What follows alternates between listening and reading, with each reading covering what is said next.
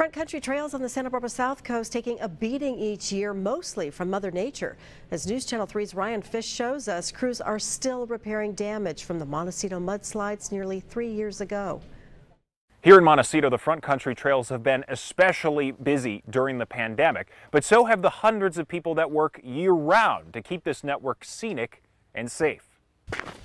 What makes the trails most unique makes them also the most difficult to repair. You know, our soils are very fragile. We don't have, that really solid base, and so we're constantly coming in for slides and drainage. For decades, that constant upkeep has kept volunteers busy, working with the Montecito Trails Foundation and the Los Padres Forest Association. But recently, paid trail crews began tackling an even bigger challenge. Of all the trails that were impacted by the Thomas Fire and then our debris flows in January 2018, I feel like the San Ysidro Trail was hit the hardest. And it just really was sort of the last trail that we decided to chip away at and work on. The massive rebuild requires new retaining walls on treacherous terrain. That means getting lots of lumber up the mountain, but not with a helicopter or carrying it by hand. Probably the easiest way to do it is with mules. They've been working on these trails for a long time.